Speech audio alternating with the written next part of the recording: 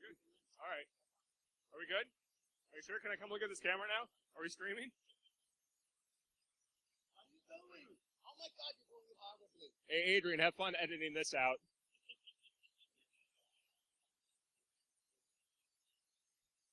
Woo! All right. All right, buddy, go sit with Mom. No, you got to go sit down there. No, okay. Got to go sit.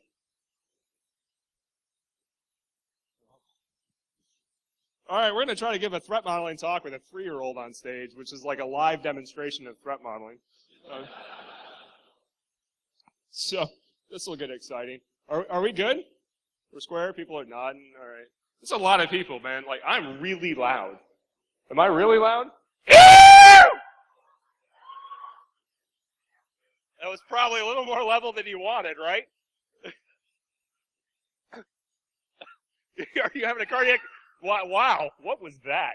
Someone was like pig calling. That was pretty good. Seriously? Dude, I have a lot of level. This is fun. I'm going to utilize it for the best. Anyway, this is a lot of people to talk about threat modeling. Is that really loud? No? If I just feel like all I hear is myself. It's okay? Is that what you're telling me, sir? Okay. I meant something else in my school. So anyway, I felt kind of bad. I got this talk accepted, and then I discovered that you're supposed to like brand all the shit that you do. We have Heartbleed, we have Shell Shock, and things like that. So I went looking last night thinking I should come up with some cool names and graphics. So the first thing I thought of was Fret Down, because that sounds really exciting. And then I realized that was actually Stephen Colbert's graphic that I was lifting, and people might actually recognize that. So then I like some threat level. So threat level midnight, there's some graphic I can lift. That was also a thing, which I have actually not seen, but it's the dude from The Office, Steve Carell. Like, has anyone seen Threat Level Midnight? One person, so this speaks highly to its cinematic efficacy. I guess I could have stolen that one and nobody would have known. Like, ooh, fancy graphic. And he got Steve Carell to do it. And then I was like, oh, Threat Vector. It was like, oh, fuck, Tom Clancy did that. But Tom Clancy's pretty cool, and I really like The Hunt for Red October, so the new title of this talk is The Hunt for Red October. So. That was my opening joke. The rest of the talk is all downhill. Hi, Shmoo. Advocate. No, fuck you. This is the guy named Shmoo, by the way. There's actually a person named Shmoo. It's not his God-given name. It was his ex-girlfriend given name. The what? So we may have a license plate that says Shmoo. Yeah, and Shmoo got all miffed because Heidi drove it, and so I told him I would pay for his tags if he got tags that said Heidi. So Shmoo now drives a car just with spiteful license plates that just say Heidi. So this is the kind of person he is. He will permanently tag his vehicle with my wife's name just as a show of spite. But I do owe him the tag fee, which is I think $125 in Maryland. $125. I owe him $125. It's coming out of my allowance. I'll pay him in Bitcoin. Bring it on. Anyway, I start all my talks with the same basic premise, is that you should not believe anything I'm about to tell you. I am a college dropout. I went to school. Woohoo! Let's hear it for dropping out of school. I went for 4 years. I never declared a major, which is a challenge in most universities. I went into the graduation office and they said, I said, hey, I'd like to graduate. How do I do that? They're like, what does that mean? I'm like, I literally don't know how to graduate. I'm like, what's your major? I'm like, I don't have one. She's like, that's impossible. I'm like, look it up in your little computer. And she looks just like, holy shit, I've never seen anyone. She's like, how long have you been here? I'm like, 4 years. Who's your advisor? I don't have one. Like, I have just been enrolling in classes and going to whatever the hell I felt like some sort of like, Walden-esque exploration of myself and failing mightily. And eventually she was like, you need like 40 credits to graduate, at which point I informed her I was disenrolling and I left school. This is the fine institution of the University of Alaska Fairbanks. Any other UAF? Did you graduate? No. Any other UAF? I've asked that question hundreds of times and I've found one graduate from the University of Alaska Fairbanks. That's it. It's really amusing. I have, what? Who's their advisors? Probably, maybe there just were no advisors. That's what they just tell kids, like, don't let them declare. They'll just give us money and eventually leave. And no one will ever, there's no alumni association we have to maintain. It's great. I have no certs. No CISP, no CEH. Woo! You can go to my LinkedIn account and there's nothing. There's not even a picture there. Picture, what? No picture. Oh, you're cheering. Yes. Yeah, yay, let's hear it for pseudo-anonymity. I use my real name, but no picture, as opposed to the opposite, which would provide me more privacy. But it's cool. I'm doing the cypherpunk thing wrong, apparently. Made a cypherpunk joke to a bunch of people who got on the internet after 2000. I give a lot of talks. I don't do a lot of real work anymore. I'm actually the CTO and co-founder of a small-ish cybersecurity and research and engineering company out of Ellicott City, Maryland called Ponce Technologies. So we do basically hard problems for money. I try to put that in our statements of work, and sometimes clients bite on it and pay us. Most times they don't, and I have to provide a little more fidelity than that. But in general, I am an executive weenie. I get to, what's the status here? What are you doing? Okay, this is there. You can just hide. That's a good place. All right. This is better. This is very entertaining. Welcome to DerbyCon. It's all a family affair. I couldn't get rid of this child off the stage if I tried. So we're just gonna let this happen. Eventually he'll poop, and then he'll have to go change. So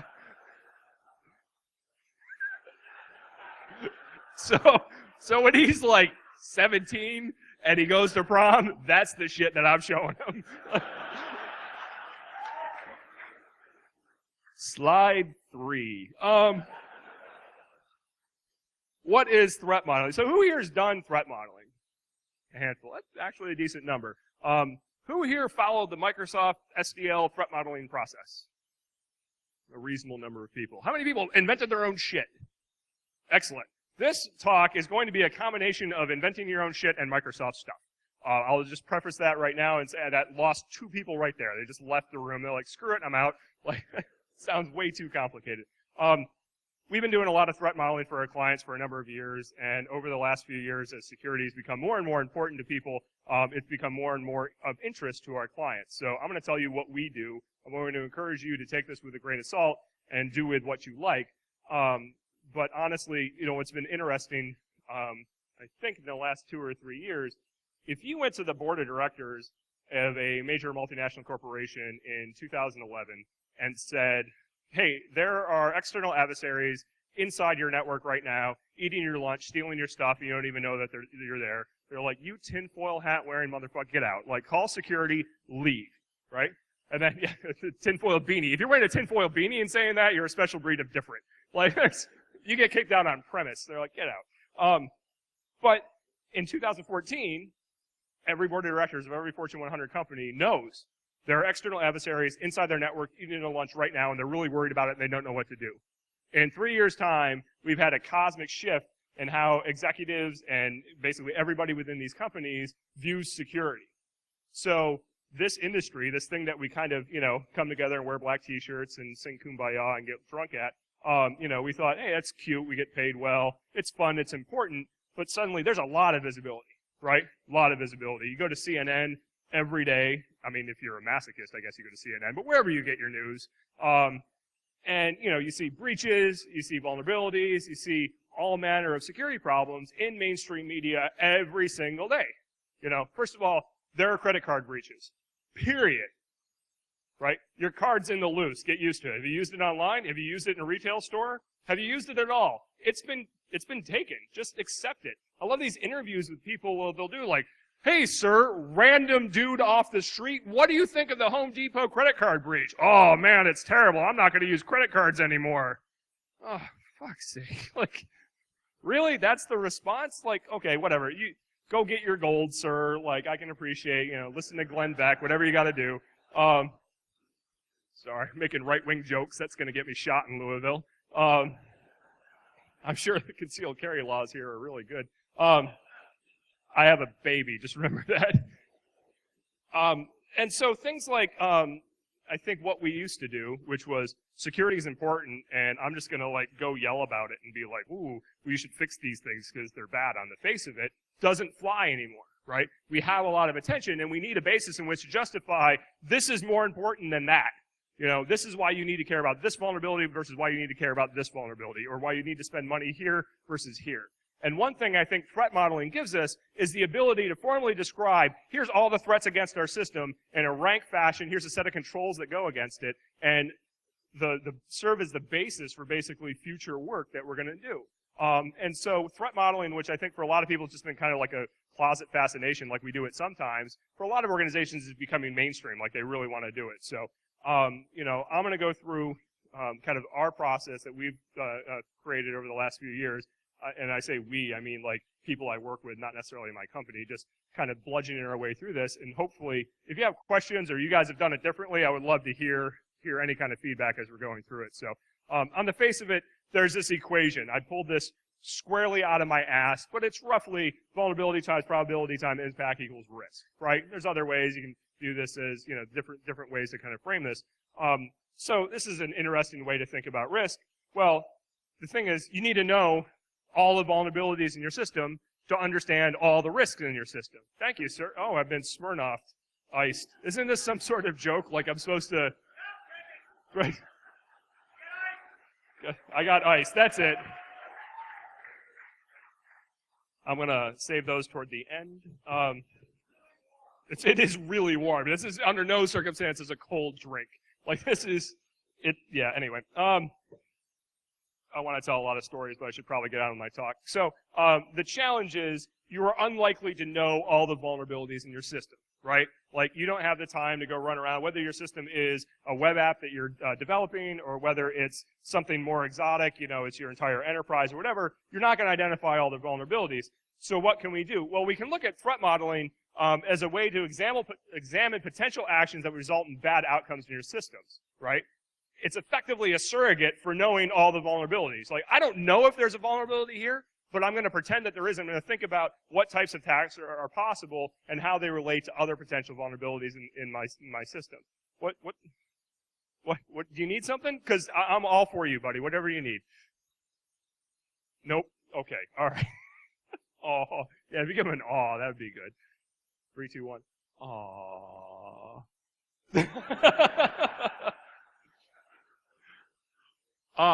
Secondary things you get out of this is you can rank your threats with respect to likelihood and impact in a structured fashion, so you know, like, these are the biggest threats facing us and these are the lower priority threats. You can also identify the controls used to address it.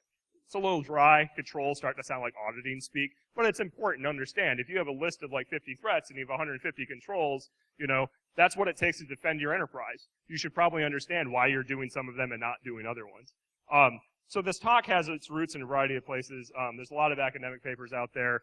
This really interesting one is threat modeling, the basis of security requirements. If you care about threat modeling at all, I recommend you reading it.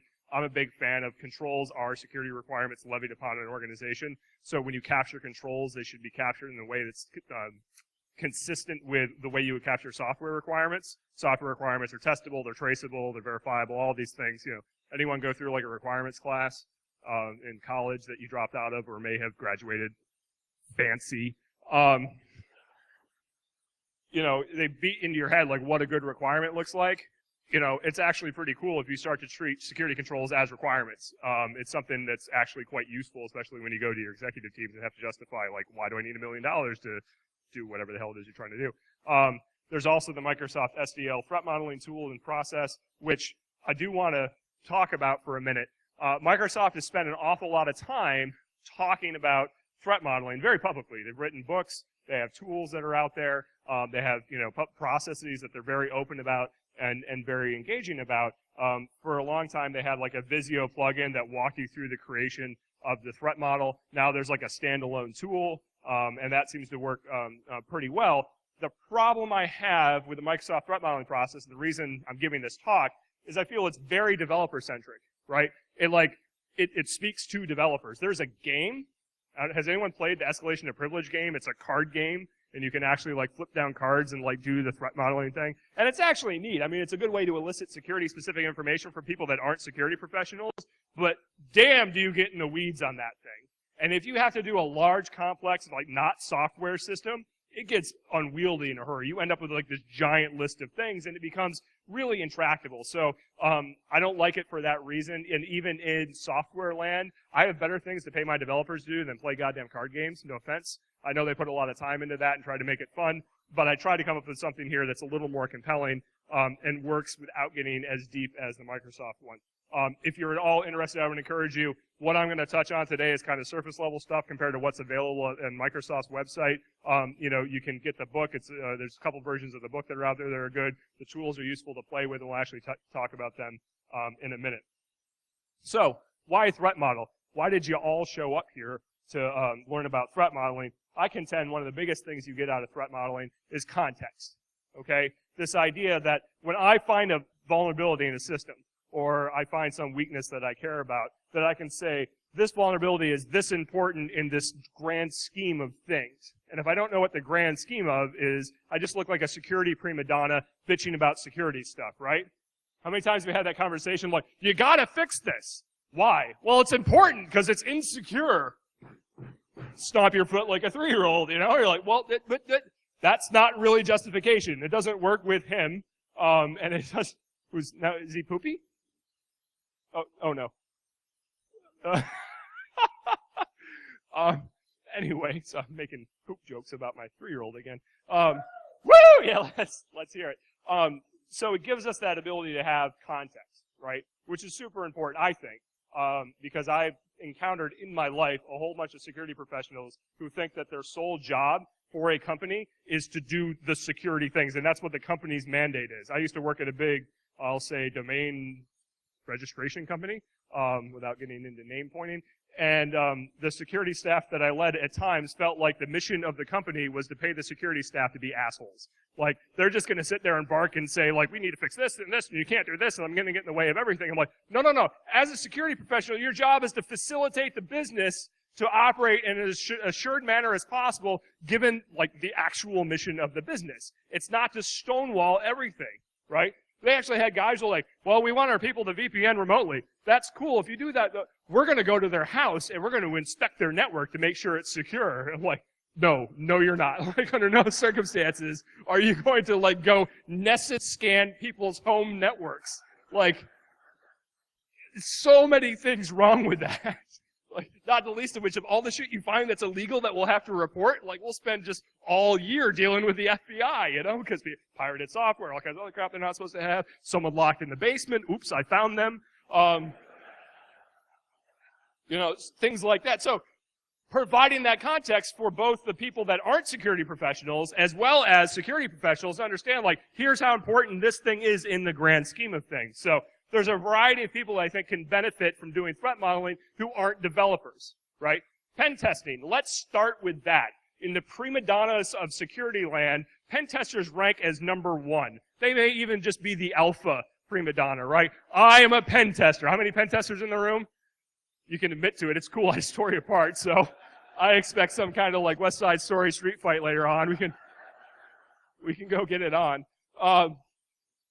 I've met some wicked smart pen testers. I got one guy that works for me. He just attacked the system. We got on site. We couldn't use our images, couldn't use any of our tools, and he just found ODAN commercial product using like Fiddler and Chrome. Like, I was like rolled around like, woo! I have domain administration rights, and he thought he was the coolest guy in the world. Like, that's awesome, but easy there, cowboy. Let's keep this in context. So I think it's important that when you pre-test, you want to understand what are potential attack vectors in the system. We say that pen testing is a way to represent an attacker's view, right? Oftentimes what I see is it's a way to represent the union of all attackers' view, not an attacker, right? There are sometimes we go in very specific, like, I'm going to pretend I am this organization or that organization or have this capability or that capability. But oftentimes attackers are just rolling around looking for whatever the hell they get in. And sometimes they'll act like organized crime on the way in the door, and then they'll act like a nation state once they're inside, right? Like, I'll fish the shit out of people, and then I'll get persistence. It's like, well, there's lots of different ways to skin this. Maybe if you just considered acting like attacker rather than all of them, it would be more realistic to brief out to people. So I contend when you're doing pen tests, doing a threat model ahead of time, understanding where weaknesses might be, and what actors may work against those weaknesses will give you more credibility when you have to tell your story after the fact. Secondarily, pen testing, and we all know this, one of the worst parts of it is it's a very discrete, tactical view of a small subset of problems in an enterprise to demonstrate, sometimes theatrically, our ability to get into a system. And it's important, right? Because there are still people to this day who may even have internalized there are bad guys in our network trying to get in, but they don't understand actually how they get in. And the pen test is a way to viscerally show them, like, I used this little box and I plugged it in the wall and then I scanned everything and I owned you and I stole your car. Or whatever cool thing that you did.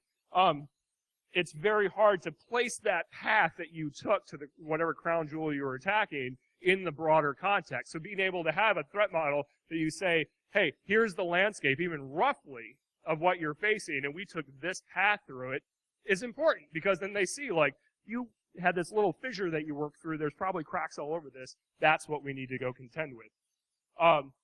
Product assessments and risk assessments, one thing that we do a lot of at our product and risk assessments, when people hand us a thing and say, can you break this? And then we hand back the little pieces later and said, yes, we destroyed it, would you like to know how? It helps us target the assessment and brief the assessment out at the end in a more cohesive way. When we do product assessments, we look for two primary types of errors in implementation and architecture, which are just inherent in the system. No matter how good you build it, if your protocol is flawed, we own it anyway. And then errors in implementation, right? Errors in implementation become very interesting because, on the face of it, the system looks secure. Some dude didn't zeroize a buffer or whatever. Next thing you know, we're reading key material out of some system. The problem is implementation can be huge, and we need to know how to target, right? We need to know where the security-sensitive sections of the system are and where likely candidates for complex components that have probably been implemented incorrectly, where can we focus? So, doing a threat model helps us focus on that. I provided, people always ask when you do professional services, hey, what does your report look like? Because that's like the frickin' holy grail of, professional services is the report writing, because nobody likes to do it, and it always seems like it's not quite good enough. So I provided, hey, here's the sections in our report for those. How many people here are consultants? Do report writing for, it's fun, right? You get to the end, you're like, oh, now the words have to happen. It's painful process. Threat modeling for developers. I don't want to beat on this too much. I will say developers are not security experts. Duh. What? Shocker! I know, this is amazing. And not only are they not security developers, but oftentimes, or security experts, oftentimes they don't want to be security experts, right? They don't give a shit. At the end of the day, developers are self-absorbed assholes who are trying to get to delivery as fast as humanly possible. So, you could tweet that shit and put somebody else's name on it.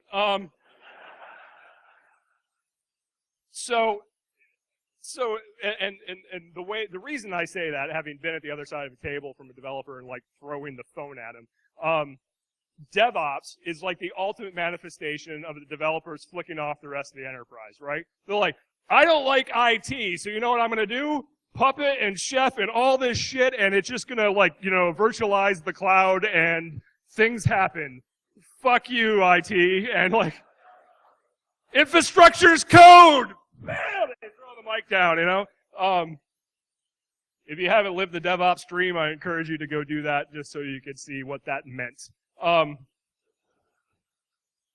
But honestly, so I have had this conversation with a number of people who do DevOps security stuffs about all the potential good that can happen in security with DevOps. You can, implement all these tests in your code all the time, and they get integrated into your regression server and all this other crap, and you can do all these cool things. And Netflix has this really, interesting view of security and DevOps, and it's hey, I'm gonna, basically look at all these attacks that are ongoing, constantly get as much audit data as I can, watch for these anomalous events, and then in real time, I can basically code against these attacks, deploy them continuously to all my systems, and respond to threats.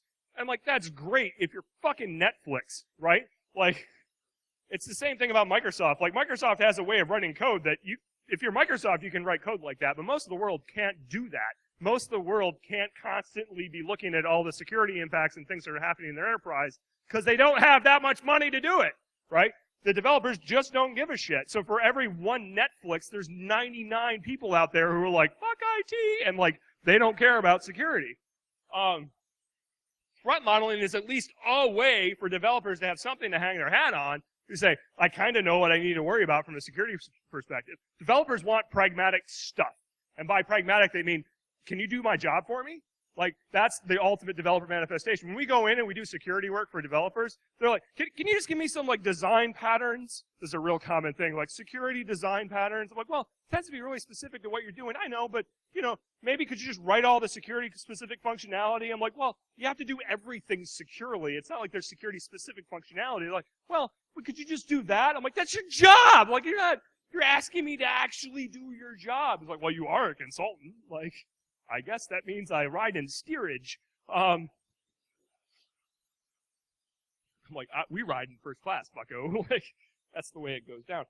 Anyway, threat modeling for operators. So this is the same kind of rant. Like, hey, you know, I've been talking about threat modeling and not actually talked about what a threat is for the last 20 minutes. So I'm actually going to get off this slide and actually give you something. So here's what I contend a threat is. Right? This is largely pulled out of my ass. Everyone's always asking, like, when I do threat modeling, what is a threat? It's like, what is a risk? Like, you need to construct an English sentence in words that describes a thing, and it's a relatively abstract concept. How do I do that?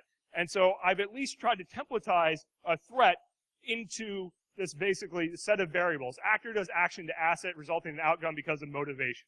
And I'm going to touch on all those in a minute.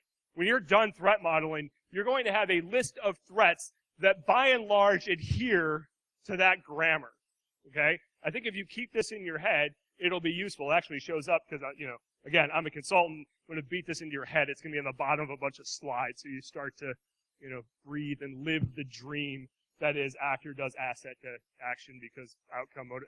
Fuck it, I lost it. So the first thing to start with is actors. There is a relatively small, finite subset of types of malicious actors in the world. In those sets of actors, there are huge collections of them, but they usually fit into a small set of buckets. Some people, I like 5 buckets. The 5 buckets I've listed here. Other people will use 6. I can't remember what the 6th is. You can disagree all you like. But in general, there's people that look like nation states with a set of capabilities. There's people that look like organized crime with a different set of capabilities, a different set of motivations. Each of those 5 buckets have a different set of capabilities and motivations that are largely similar, right? Start with those in your threat modeling. Think about the differences. The nice thing is, there's a lot of public art out there about all the capabilities that these people have, right? So we have hacktivists. What do they have? Loic, things like that, right? Like, we like to DOS shit. Do you like to break things and actually get lower level than that? Sometimes, but those people get arrested. Okay, that's cool. We have organized crime. Lots of examples of that. Every freaking breach that's out there, we get more and more evidence. And then nation state, there's an awful lot of evidence now compared to 2 or 3 years ago. What capability exists there? You can abstractly think about this. What do these capabilities, these organizations have? Then you can get concrete. In your organization, are there specific threat actors that you care about because of past incidents or other things that have happened? For instance, Bob from accounting's kind of sketchy. Like, he's constantly surfing the file shares. We're always catching him late at night in the parking lot, and I can't seem to get his ass fired. So Bob is a threat actor now. Cool. Jupiteristan. I didn't want to call it any particular nation, so I made one up. Herman, what's the guy's name? Ran for president. Herman Cain style. Yeah, it was Becky Stan. That was one of the greatest quotes of all presidential runs ever. And Fat Tony for the Simpsons people in the room. So anyway, pick your poison, find the threat actors that work for you, document them. The nice thing about a threat actor list is it tends to be relatively static regardless of what project or system you're doing. If your company makes widgets, the same people that want to steal the widgets today are probably the same people that want to steal the widgets next year, right?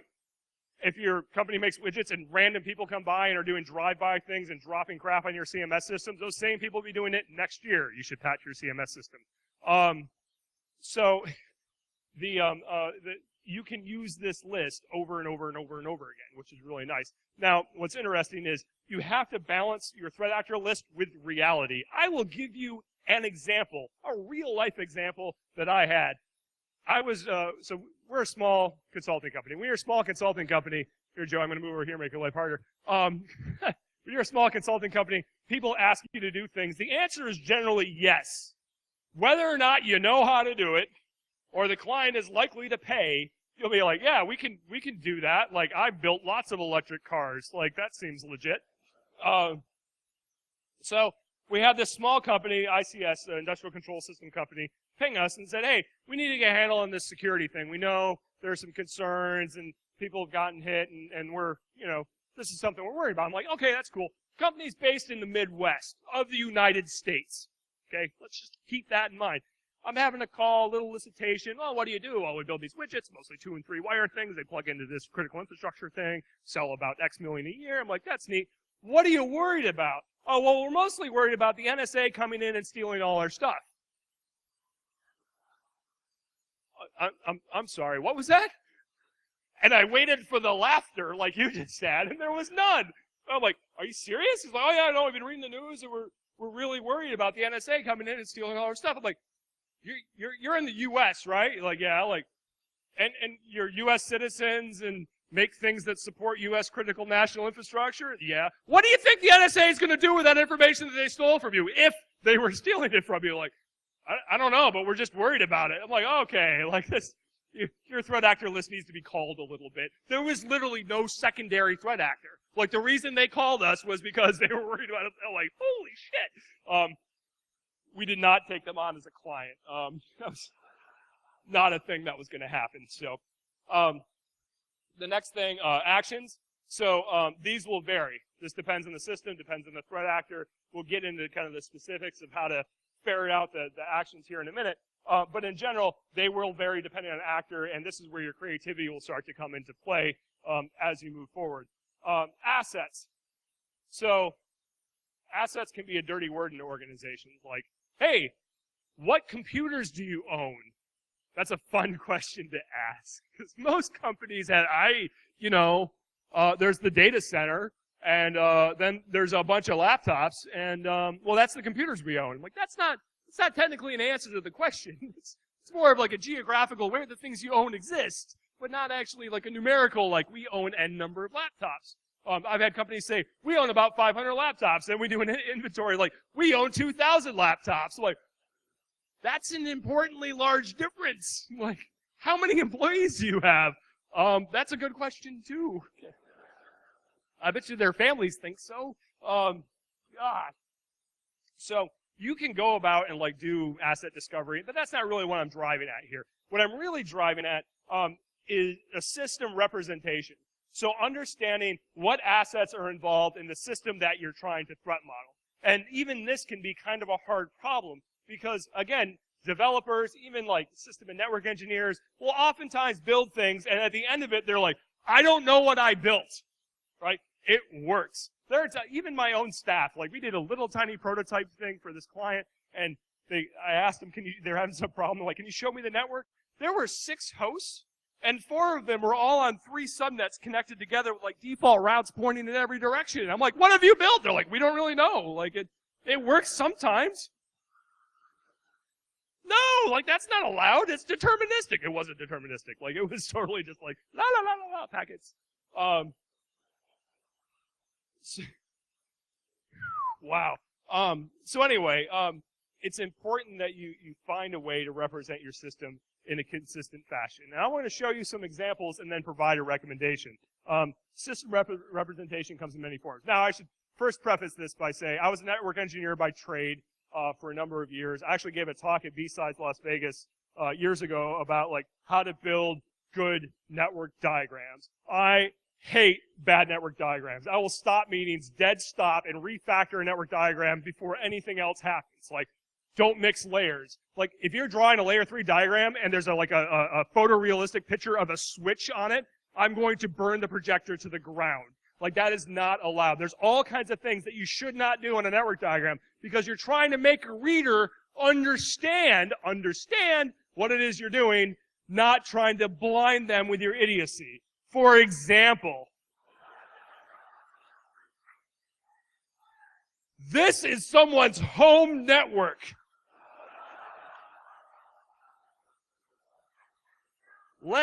You think you're a geek.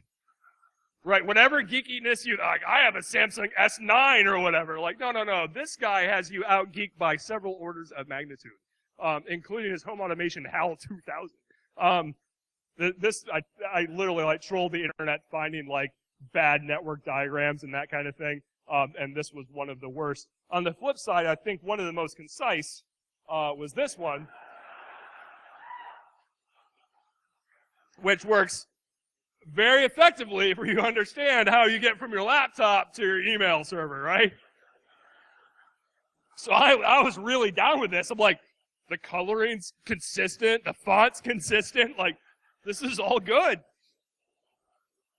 So I would encourage you, however, not to invent your own system representation mechanism. And the one thing that I think is really useful, wow, I have like a slide transition there. That was unanticipated. Like, that's when you know you stole a slide from somebody else's slide deck, because your transition came right with it.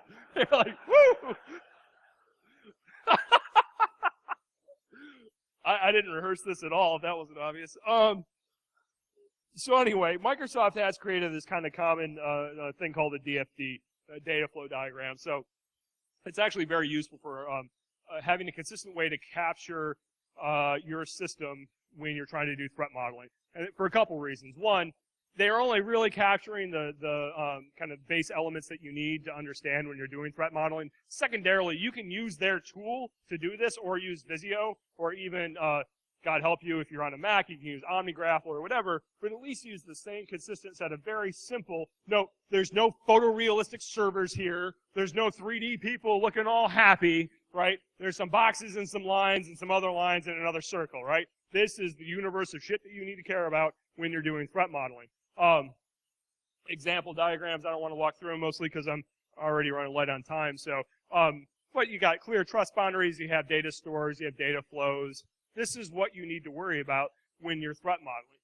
Microsoft, again, has reasonable documentation around this. They have these idea of level 0, 1, 2, and 3 level DFDs, where basically the definition is a level 0 is like the high level architecture. Level 1 is more detailed, level 2 is more detailed, and level 3 is even more detailed. That's the definition. So I would encourage you to find a level of detail at which you are comfortable, and which does not result in this combinatorial explosion of shit that you're trying to analyze. Don't really pay attention if you go read Microsoft stuff. Don't pay attention to the levels too much, because you'll just get wrapped up around it. Outcomes. So these are the bad things that you would like not to see happen. So somewhere, like when you're creating your threat, you're going to have like, hey, fraud was committed, or IP was stolen, or my quiche got overcooked, or whatever the hell it was. Like, some bad thing happened as a result of this threat actor, and obviously that outcome will be very specific to your system that you're looking at. Again, Microsoft, and this is where I really diverge from what they do, they have this thing called Stride. Has anyone done threat modeling with Stride before? Did you find it useful? A lot of So, as security professionals, like, we understand bad outcomes, right? Like, we can talk about violation of confidentiality, integrity, and availability, or whatever A that you feel like choosing. That was kind of a joke, whatever A you feel like choosing. Anyway, never mind, it's too early in the day for that one. Really, that fell flat. Like, it just dropped right off the stage. Like, yep, that one didn't work at all. Noted. We'll throw that one away. Some days I feel like I'm a stand-up comic, just trying new material, like, off the cuff, and sometimes it works, and sometimes you make a CIA joke and it doesn't go anywhere. Anyway, so they have this thing called Stride, spoofing, tampering, repudiation, information disclosure, DOS, and elevation of privilege. First of all, define repudiation. Define non-repudiation, and don't get confused between the two. Right. You know what? I hang out with a lot of smart people, and 9 times out of 10, they can't keep repudiation, non-repudiation straight in their head. I can't. What's that, Spiky's here? Nothing? Okay. Honestly, I'm not trying to be trite, but like, of all the things, the terms to throw at people that you're trying to make clear, threat modeling, repudiation is not the term to use, right? Unless I'm just dense. But what? It has an R. Like, it really strikes me as like, well, I have an STIDE. I need an R. Let's just do repudiation and call it good. So what they've done is this very structured, like if you have an external entity, it can suffer from spoofing or repudiation attacks, if you blah, blah, blah. They have this little matrix, including one that's a question mark. Repudiation may or may not have anything to do with the data store. Like in Microsoft's documentation, there's a question mark. I'm like, no, no, no, no, no. Like, you do not have to be like, meh. Like, that's not something that's okay. Anyway, I feel like this gets really contrived very quickly. I encourage you not to use Stride. There, again, is an awful lot of evidence out there, or documentation if you choose to go down that route. I think I found with most security professionals, you could just think, and you go, I know what the bad outcome is. And you don't need to bin them in these buckets, except maybe if you're curious for the sake of reporting. Motivations. There's a lot of people who I've talked to over the years that feel like, hey, I really don't need to care about the motivation. Bad people are going to do bad things. You know, it's like some universal truth. I disagree. Motivations change over time. Threat environments change over time. And because of that, some threats will be, yeah, I'd like to give Joey 10 too. Is that how long I have? Okay, I thought he was being really excited about motivations. You know, it's really something that, you know, as an example, you know, when some hacker group made up of 4chaners decides to, like, go watch the world burn, like, they're going to go do stupid shit. And they're going to, like, go do it for, like, the most bang for the buck, like take down Azure or something, you know. And so when 4chan's all pissed off at the world, I bet that the threats having to do with, like, script kidding hacktivism are going to become more important than when, like, 4chan is off because there's too many celebrity nudes for them to stop watching all the porn. There's my 4chan-ish joke. Sorry for all the 4chaners in the room. I'm sure I'm going to get doxxed later because of that. So, nobody wants my nudes. I wouldn't be so sure, sir.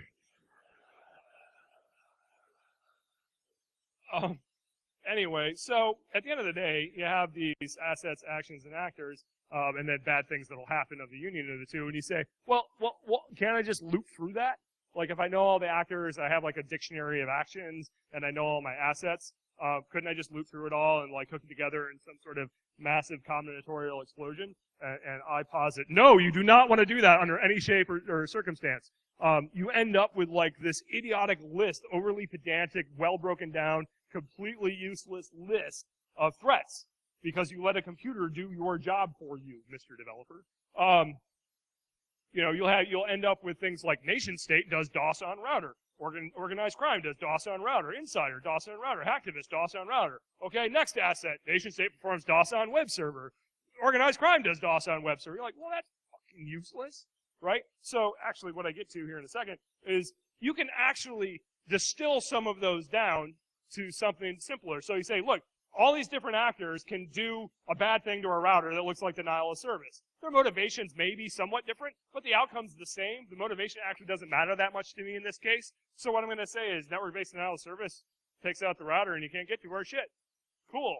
That's a threat, right? I should probably capture that one as opposed to like 5 discrete ones where I've called out the actors individually because it's not that important. This gets to one of my core tenets. A threat is as specific as you need it to be. If there is a material difference because of one actor versus another, or one action versus another, one outcome versus another, then they're two different threats. If there's no material difference, lump it all together and make your life easier. This is something that I think that when we do this practically, I've seen people really struggle with. And what I encourage you to do is go to Colorado, get really baked, and do threat modeling because you will learn to just let it flow rather than getting, I do not encourage drug use, except in said states where it is legal and is legal with your employer to do so. So, anyway, don't get wrapped around the axle, you know, find the least common denominator and run with it. So here's a suggestion. You got to brainstorm. You got to find some sort of coverage here. So, what I normally do is take the DFD, write it down, and then go through and look at, you know, for each element, what type of attacks are possible? Where are the trust boundaries? Where are the big important things? Write down the threats associated with it. Go take a breather, come back, do the same thing for actors, do the same thing for actions. It takes a while. I mean, it definitely takes something. It takes a little bit of practice to get used to. But once you get used to it, you can pretty rapidly drive down through this list of threats. It is really just an exercise. I mean, taking your time, thinking about it, check. Did I think about this threat actor, that threat actor, that threat actor, that threat actor, and working your way through it. Later on, I mentioned, hey, then you should validate this with someone else. Someone else should look at your work because they'd be like, hey, I've been dealing with organized crime lately, and their TTP has been this when dealing with point-of-sale systems. I don't see that showing up here. Oh, cool. I'll include that as a threat. So capturing the threats, be pragmatic, capture the controls. I'm kind of running right now because I think Joey's going to start throwing things at me in 5 minutes. Capture the controls at the same time, okay? When I say controls, I mean the things that stop the threat, right?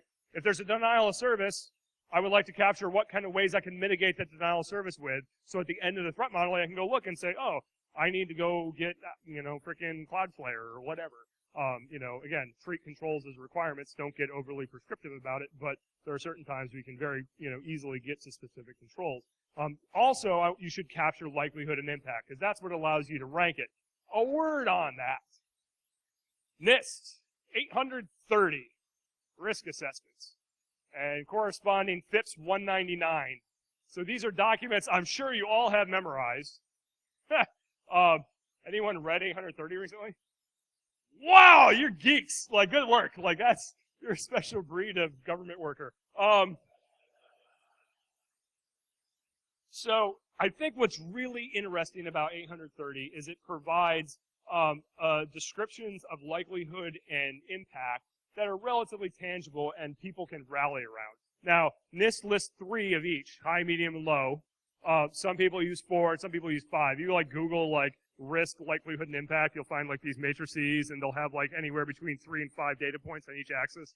I like NIST because honestly, I think if you start debating the difference between a low and a very low or a high and a very high, you have better things to do with your life, like go to Colorado and get baked. So all the people from Colorado are like, it's true. But what's really funny is the likelihood description, sentence or 2, makes a lot of sense. The impact description is like a goddamn paragraph, right? And in reality, it's really only a few words that are different, like catastrophic and severe versus serious versus limited. That's all you need to think of. But for some reason, NIST got super pedantic. It was like, let me list all the super catastrophic things that could happen. I understand super catastrophic as a concept. You shouldn't need to then write a paragraph. So I know NIST likes symmetry and stuff, so I want to write them and be either expand this one or shrink that one. Do not give me these 2 things, because they don't fit on one damn slide. Because this just looks empty and this looks ridiculous. So as a consultant, I get annoyed. But I felt like I should put this here for you because I needed some sort of thing to yell about because I knew you'd be getting tired right around now and wondering when the talk was going to end. So practically, what does this look like when you're done? You've identified your threat actors, your assets, you've developed your data flow diagrams, you've sat around and thought really hard about the ways that they could be attacked. What does it look like? You're going to have a list of things that look like this. Hey, look, actor does action to asset for outcome because of motivation, right?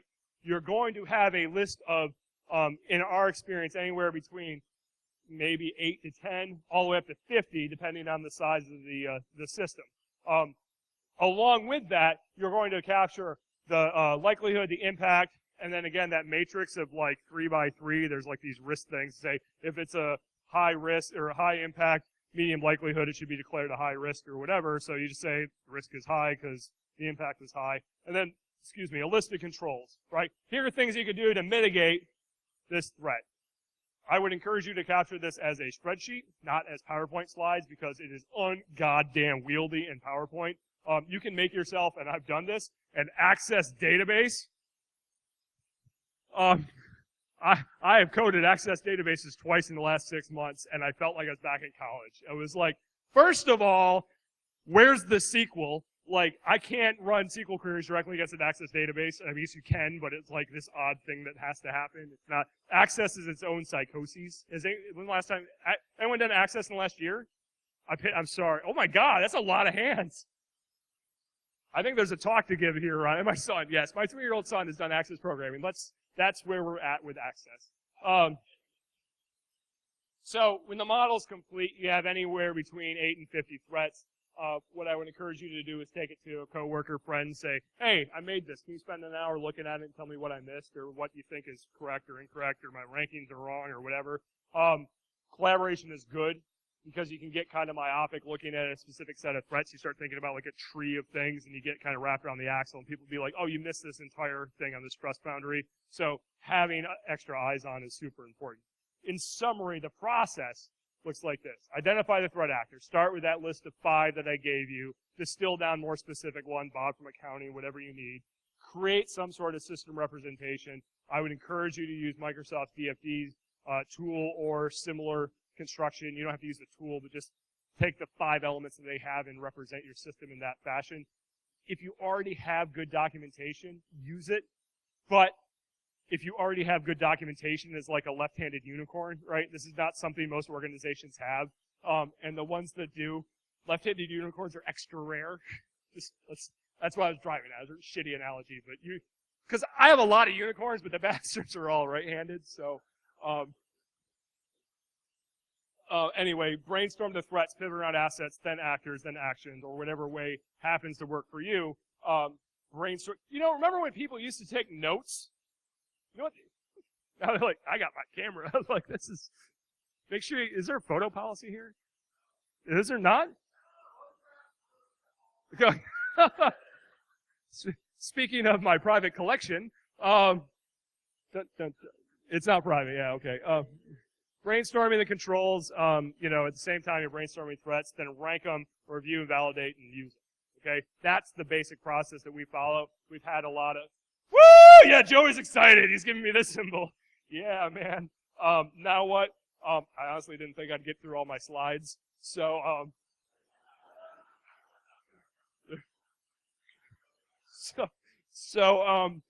depending on what you're doing the threat modeling for, go off and use it. Pen testers, like, stop being prima donnas and understand that you're just one little part of the security cog. Assessments, whatever. And ultimately, at the end of it, save the results, because whether you're doing this for your own enterprise, where you can reuse some of these artifacts later, or you're a dirty consultant like me, where you can reuse some of your old artifacts later and hopefully remove the right parts of the client names. Oops. I've never done that. Left data, metadata in there, like, oh, so I saw you were working for GM. Like, oh, yes, I guess I was, and left it in the metadata. GM's never been a client. That was just an example. Probably. So, anyway, save the results, because a lot of it will be reusable later. A word on reuse. Reuse sounds good in this space, but it can be dangerous, because if you get into the game of cutting and pasting when you're doing security stuff, when you're trying to get a comprehensive view of things, oftentimes you'll screw up because you'll forget stuff, because you're like, look how easy it is. You're cutting and pasting. That's my cutting and pasting voice. La la la, look how easy it is. I would. Anyway, that's all. Other questions about threat modeling? I don't know if you learned anything or not. So. Yes, there's a question. Thank God.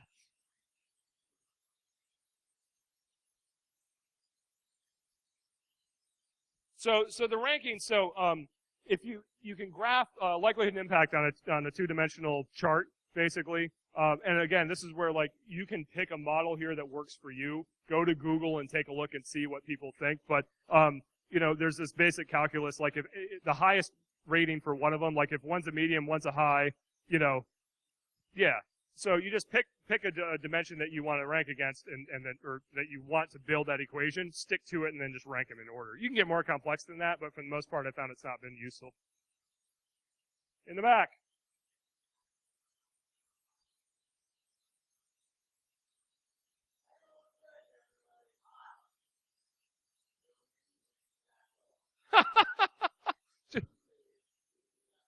Is there a reason?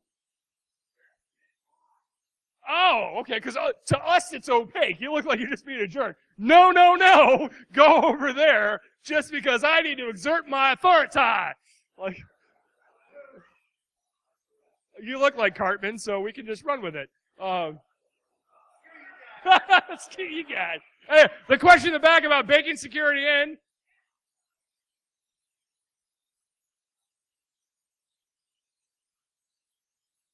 You're bragging!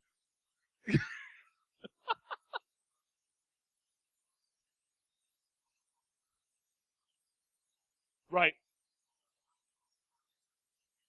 So, how do you overcome that? it becomes extra problematic in like agile land too, where a lot of people are going. And this is where I find you either need to just totally buck up and pay the money to embed developers in the or embed security experts directly into the development teams and not expect the developers to be trained on it, or else you pay a large security staff to be outside of it and basically audit the shit out of things as they're happening. Trying to educate developers with respect to security is futile and not necessarily a great use of your time. I would encourage you just pay security people to live next to the developer and be over shoulder. That's where we've had the most success. I think I gotta go now, so it's been real. Thanks much, folks.